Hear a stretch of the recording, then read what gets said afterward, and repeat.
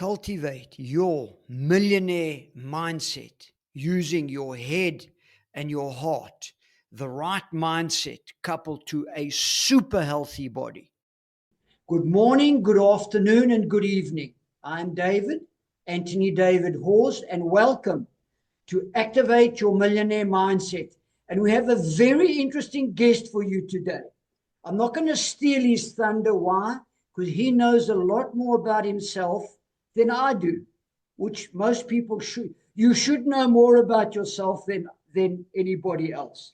So without further ado, I'd like to introduce Ross. Ross, please tell us who you are, what your story is, and then obviously how people can get hold of you. Over to you, Ross. Love to do that. So I grew up a young thug, and my little brother was talking to an Army recruiter. I was 20 years old, so a little older than the average veteran when they join, and I was grilling the recruiter. And what no one in the room knew, including my own mother, she didn't see it at all, was that he totally sold me, because I knew that if I kept misbehaving, I was probably going to jail with all my friends. So I turned to the recruiter as he handed the contract to my brother. I said, "Give me one too." Huh? Everyone in the room, jaw on the floor. So in that moment, I joined the Army Reserves. And oddly enough, I hurt myself almost instantly, because my body belonged to a gentleman that would smoke cigarettes and walk while everyone in gym class would run, with my gym teacher behind me yelling at me. So I joined the Army and had to run every day. And I sprained both ankles over and over and over again. So what it did was it prevented me from being able to do the run standard for the Army, which led to a long string of complications I won't go into. So when I got out of training, which was a nightmare and another very long story I'm going to leave out, I went back and I said, "Hey, I'm hurt. I don't have health insurance. I need a doctor." And the cool thing about the government and the military is everyone is a moron. That's what the people above you treat you like, especially when that's not the case. So it can be incredibly frustrating. So here I am in pain, really no money, no insurance, and they wouldn't explain to me what the problem was, because I kept asking, "I need help. I need help." And they would say, "We're working on it. We're working on it," with no detail.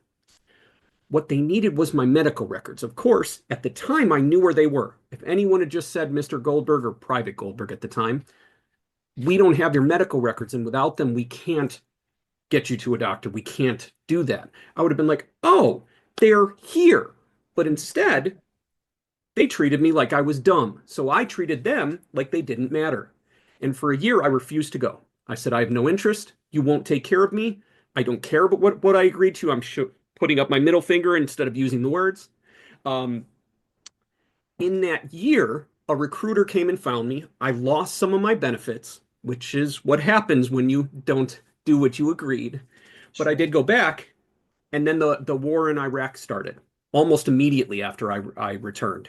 I felt like I wanted to fulfill my obligation. So I was in an ammunition unit, which means when there's war, we go, period.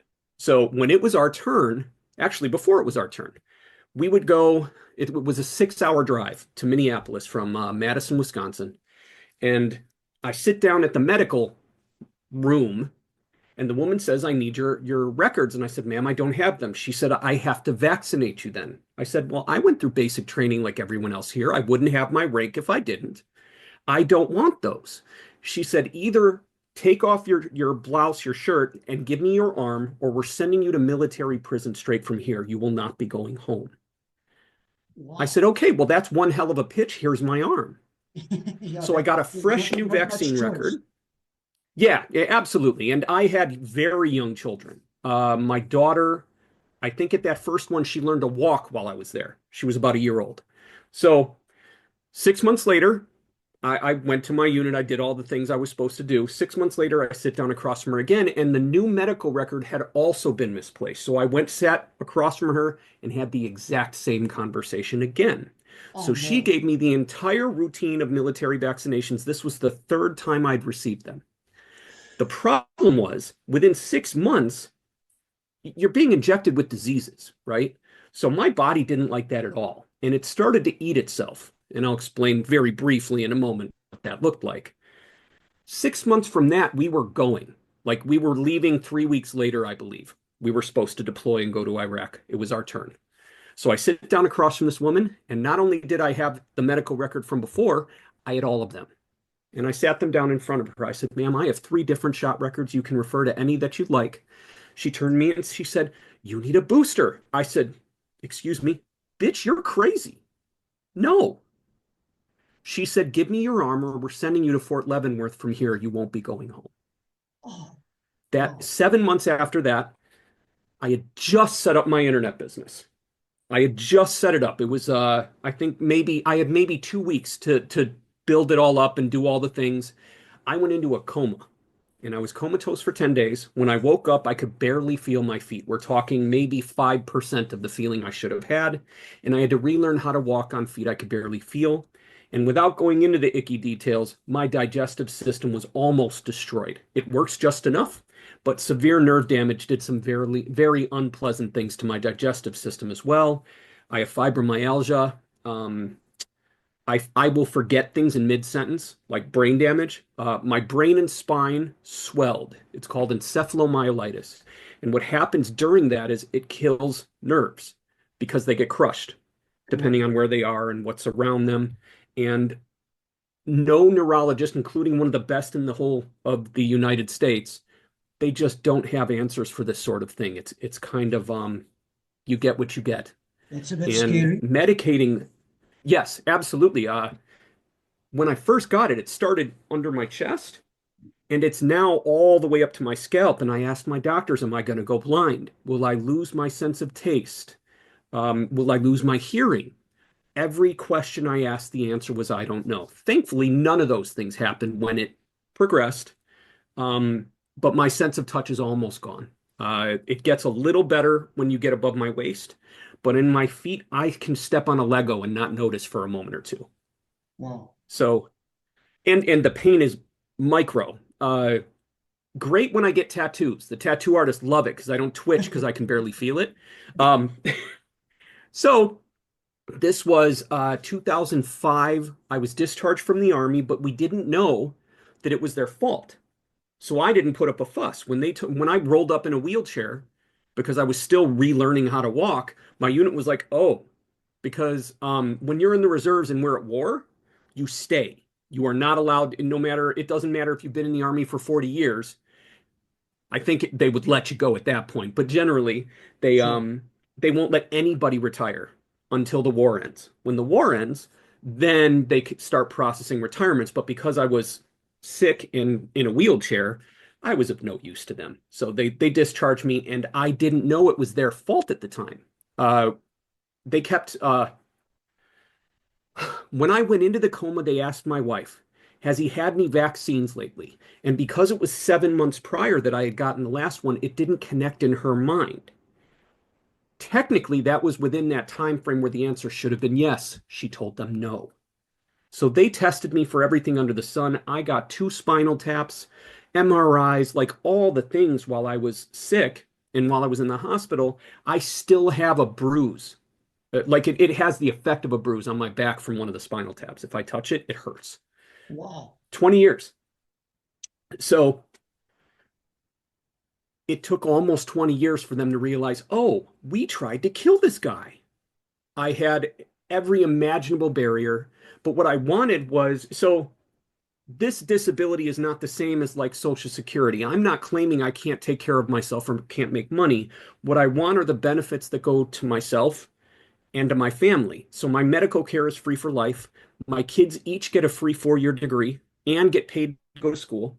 My I have a 20-year-old, almost 20, and a 22-year-old. So they're looking at that and excited. And my wife gets a payment after I pass on, which is another thing that was attractive. So I fought for this and I won in the last year or so. Again, this is not saying I can't take care of me, I can't take care of my family. This is saying you're jerks for trying to kill me uh, and for having to exist with these challenges for the rest of my life. To be honest, I'm lucky that I'm still here. And when I woke up from my coma, I had made $1,000 in profit while comatose from my internet business.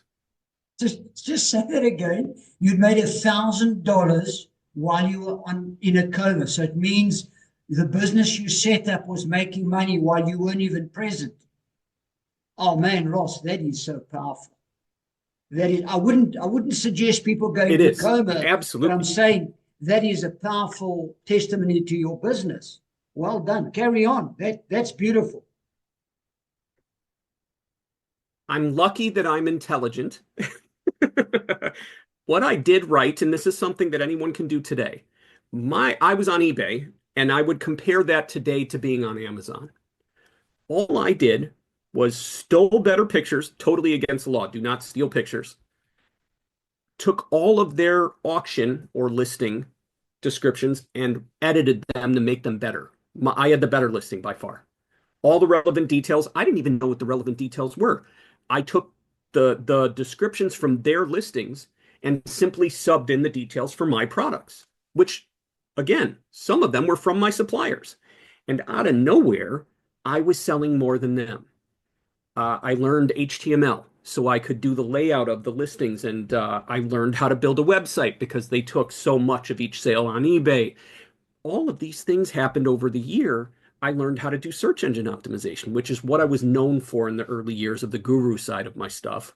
Um, I also made every imaginable mistake. Obviously, I tell the glory story, but I spent $400 on AdWords in 1 hour on a term that made me no money. I got two phone calls and they were angry people who thought I was someone else.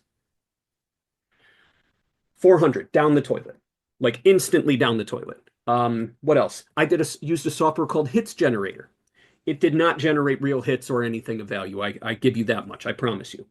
But what I did learn was what works, what doesn't, and possibly the most valuable thing was how to figure that out without having to test everything.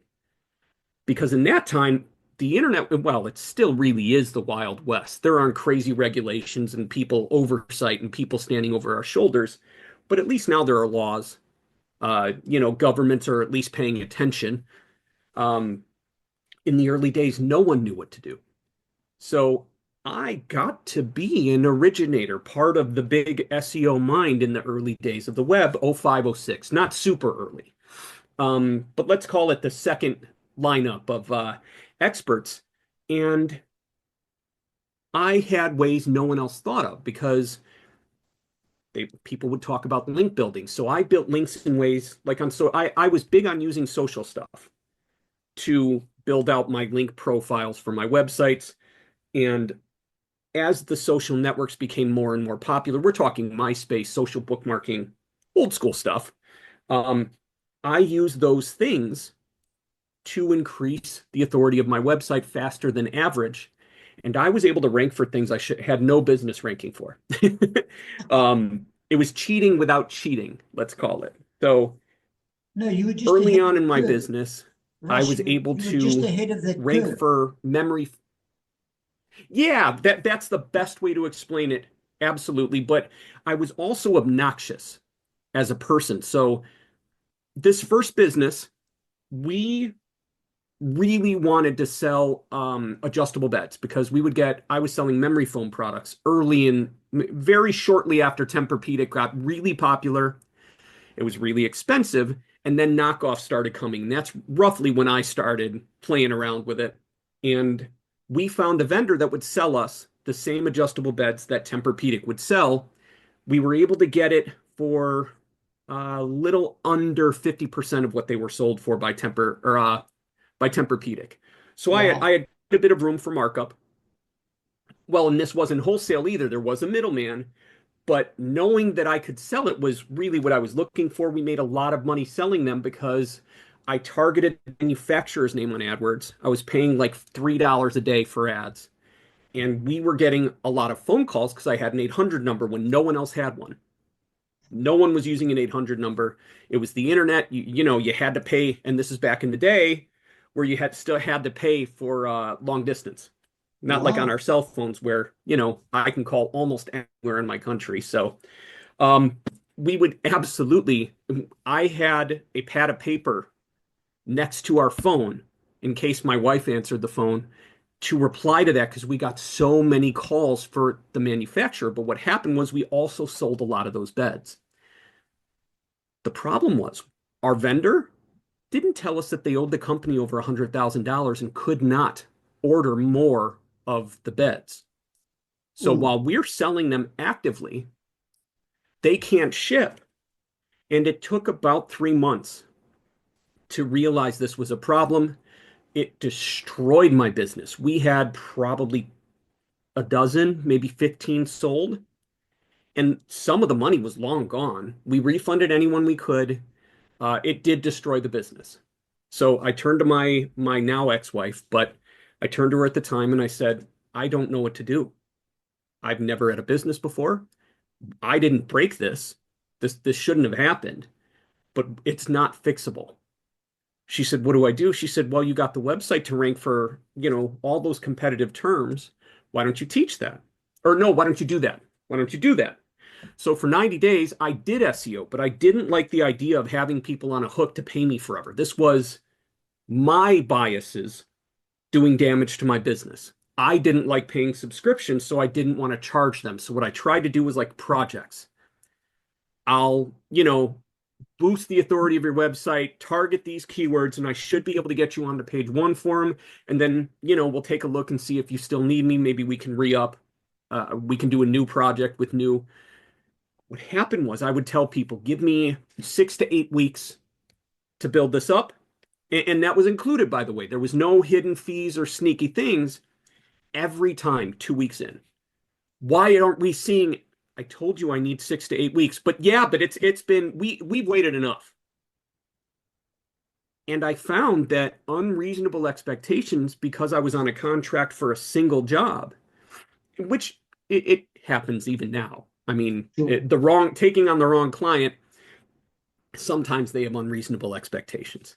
So back then I went through and like completed all the work and I turned to my ex-wife and I can't continue doing this. It's killing me. It was just constant rage. And I wasn't not delivering. I was delivering. I just needed the time that I told them to deliver. In fact, I'm smart enough. Yes, I'm smart enough to tell them this is going to take 6 weeks when it's going to take 4. But what I didn't realize was that they would be demanding it in 1. So So your their timelines were unreasonable different. behavior, well, and even better, I did it right. Like it from the perspective of a business owner, under promise, over deliver. I would tell them 6 to 8 weeks, knowing that almost always I could get it in 4. Almost Excellent. always. And usually there would be movement in 2 or 3. So I would be able to say, well, you were on page 7, we're on page 2, it's going along. But again, the demands came before the results almost every time. Even though I did everything right in my mind, like in my mind and my eyes, it was always a reflection of me. Their rage was a reflection of mine. Even though I was being kind to them, I had a very angry energy at the time. And it was reflecting off of me, even though I had no idea I had experience in retail. That was my life before I got sick. So I knew the customer is always right. They're not, but the customer is always right. I would Totally. treat them that way. Didn't matter. The world was reflecting my energy back at me. And I had no idea. So 90 days in, I had completed every contract. We were starting to run low on money, and I turned to my ex-wife again. I said, now what, honey? We've officially had 2 businesses die in 3 months. I don't know what to do. She said, well, you learned it. You did it. Can you teach it? I think so. And that began my entrepreneurial journey, my guru days. So the first phase of my business, my first product was an utter nightmare that again, I'm kind of watching our time. I know we're getting close to our end here and I don't want to miss anything important. The first phase of my business were my guru days. That was about 7, 8 years. And I put on seminars and not knowing I shouldn't do that, I filled rooms in weird cities like Tampa and Madison, Wisconsin. got 100 people in the room, got people to come from all over the US, and we had a wonderful time because seminars had done so much for me. I used my relationships. Going to those seminars, I became friendly with just about every guru there was outside of maybe like the absolute top tier because I was obnoxious and violent, not physically, mentally. Like my energy was violent. So, but I guess I would say in a fun way. I was a thug who hadn't figured out I didn't need to be one anymore. So my thug attitude was very present in my day-to-day activities. I was obnoxious and I was fun. So I made lots of friends, and that got me lots of connections. And I ended up running a big software company, just me and one other guy. He had a little bit of help at different times, but it was one programmer and I, and then eventually I brought in my best friend who was a design expert. Millions and millions of dollars sold in software. We did software for some other very large um, digital business companies. I had white label. We wholesaled my tools as well, and that just made stupid money. So eventually, my ex-wife and I separated, and I was utterly destroyed. And again, I know we're starting to run low on time.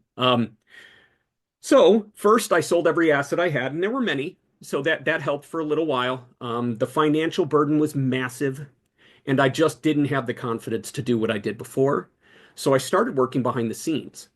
And my best friend, Harris Fellman, took me on as his marketing guy for his solo ads company. And I spent 10 or 12 years doing all the marketing things for him. I worked with some other large businesses. I learned how to run ads. I learned how to write copy. And I spent most of a decade behind the scenes. And just now, in recent history, the last year or so, I joined actually potentially technically I joined two masterminds in the last 1 to 2 years. Have a mentor, have guidance. I have new books on the way. I have really interesting projects in the works and new training. Um, because I've spent all this time doing the work. In my original days doing the teaching, those two things combined, I'm one of those rare anomalies that isn't full of it.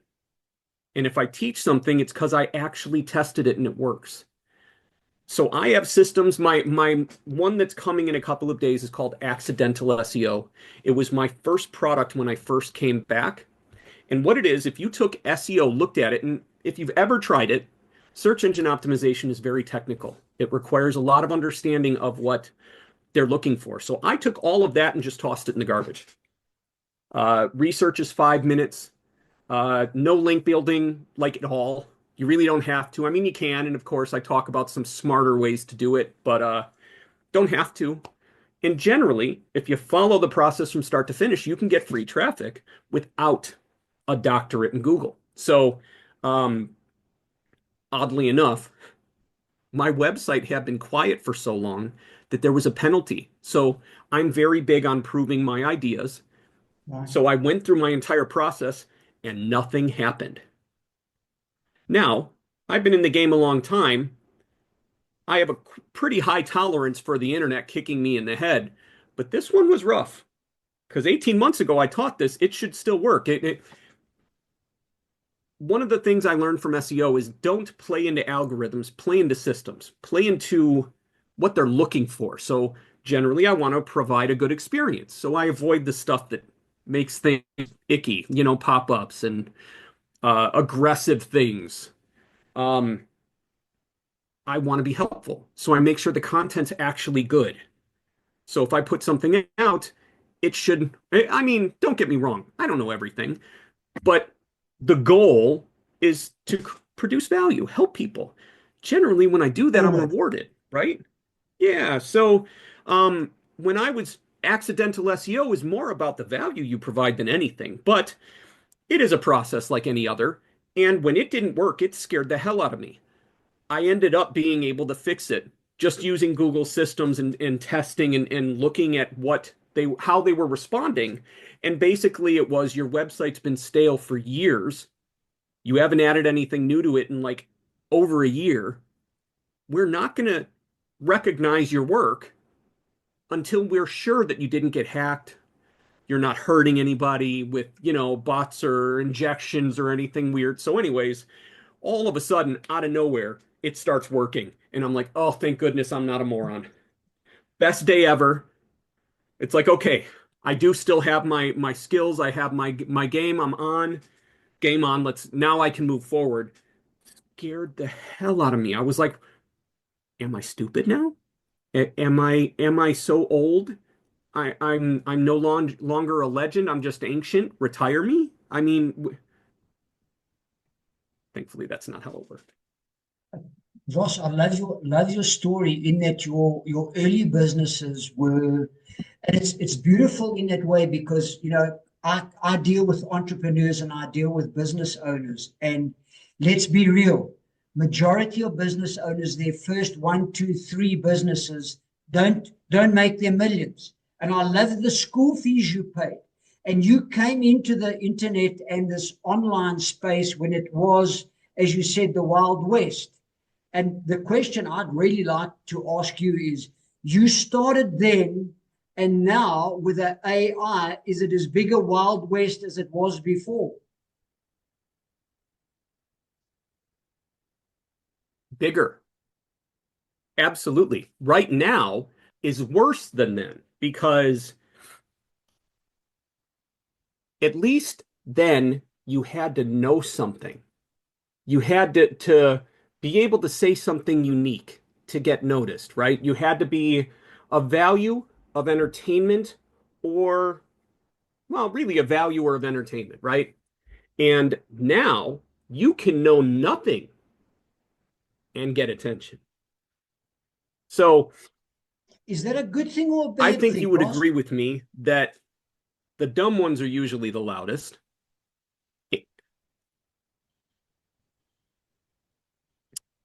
It's both. So the Beautiful AI answer. brains are being powered as much by the stupid as by the intelligent. Well, and that's why AI it cannot replicate me Exactly. and my Exactly. unique experience because I've been I, doing it so long. It's not even about knowledge. For me, it's about wisdom. I love that. I did an AI course, and you might know him. It's Kane Minsker. He's a legend in the AI thing. Kane Yes.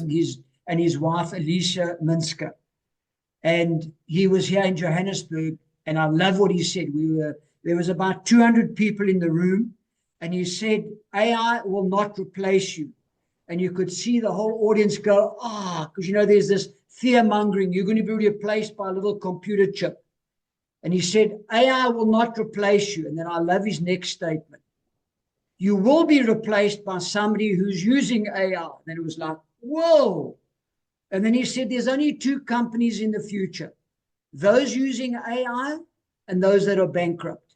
Because the ones using AI will literally and I love the way you put it, it's that value, and you remove the friction in business.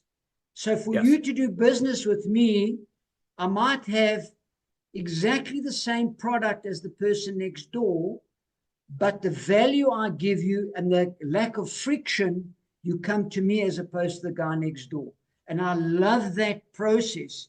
And I'm in the process of bringing AI into my business. And I love this fact where you will talk to my AI clone. And people say, I don't talk to AI clones. And I say, well, you've got a choice. You either jump and you disappear, or you talk to my clone and we move forward in the business, or we don't. Your choice. I already did this to a certain degree, and it's not full AI clone yet, but it's my business brain. I uploaded a bunch of my books, including ones I haven't quite released yet, and I gave it my entire social media presence. I was able to export that. Wow. That is a absolute trick. Whether you're making gems with Gemini, you're doing projects with Claude or GPTs with ChatGPT, if you can. So for me, I've been on Facebook since 2009 or 2007, excuse me.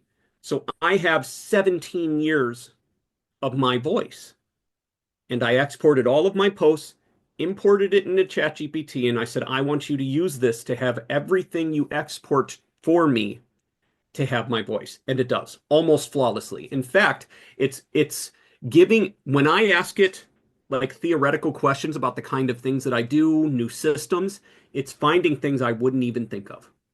Beautiful. You see, Ross, that's what I love about the AI. It's not going to replace us. It's going to help us to go into areas where and I'm not going to say our little brains because our brains are powerful, but next to Sure. AI, we are what can we say? We're like an ant. We tiny. And I love that process Yes. where use the technology and I say the AI is like fire.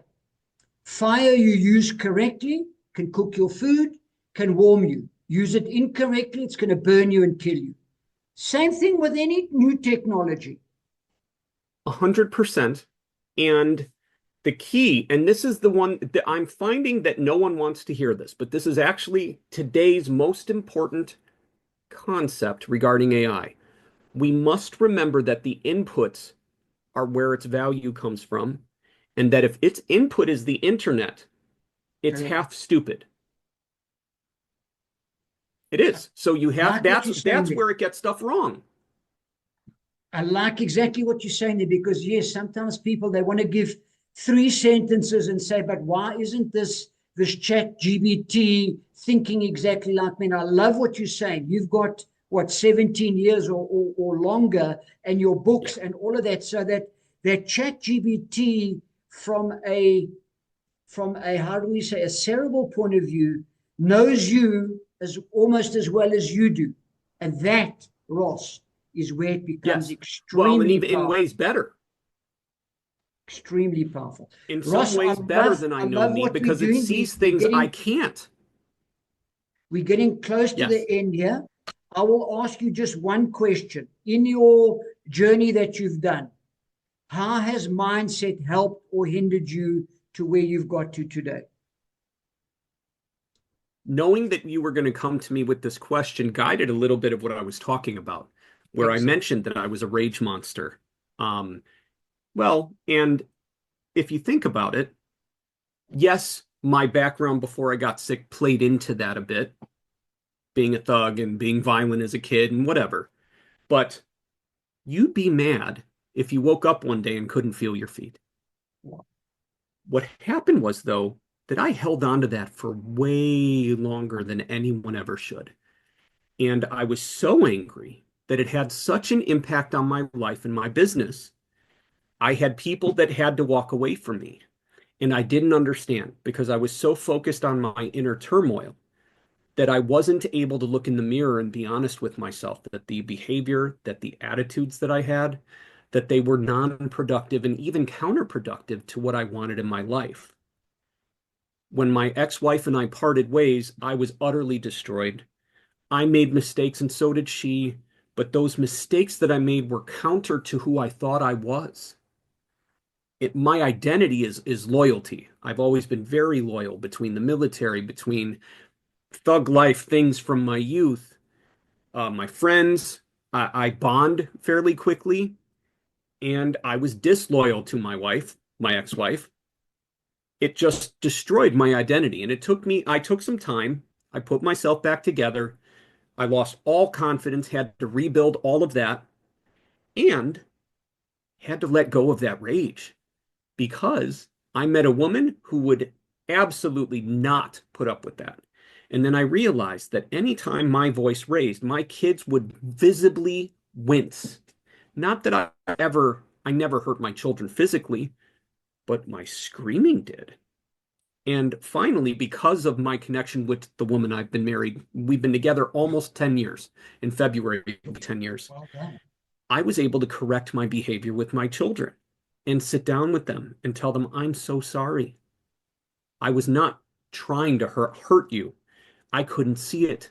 I was blinded by my rage and my anger, and I didn't see how it was hurting you, and I'm sorry, and I'm going to do better now.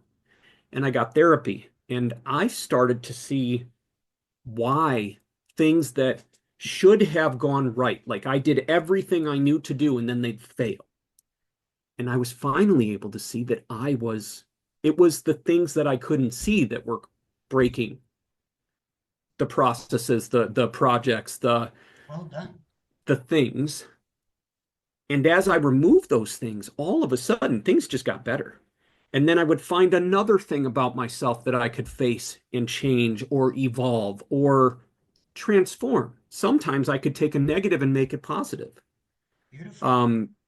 My violence is unnecessary, but I promise you, if anyone were ever to threaten my wife, my kids, my dogs, I don't need to hit them. I can just say, this is not a good idea because what's about to come. If you move forward with harming this person, my response will be incredibly unpleasant. Now, I don't need to scream, curse, call names, none of those things. I went from seeing myself as a cripple and started working on my fitness. And I've been doing CrossFit for 5 years. And now my physical presence matches my mental, where it would be very unwise to harm my people. Because now I'm as big as I am. I'm as big as my attitude now. So all of these things have led me forward. I love that, Ross. And on that note, we're going to be closing up shortly. Please give me your information so I can put it in the description. Send it to me on Messenger because I'd like people to get a hold of you directly. I do feel we'll have another conversation, but this one is pretty close. So I will end with this. Stay safe, stay healthy, stay blessed, and most importantly, be the light. Thank you, Ross. Cheers. Bye. Thank you for having me. When you like what you've seen or heard and it's brought value to your life, please like, comment, subscribe, whatever platform you're on, or subscribe, like, comment, whichever it is. Please do one of the three, or ideally all three. Peace be with you.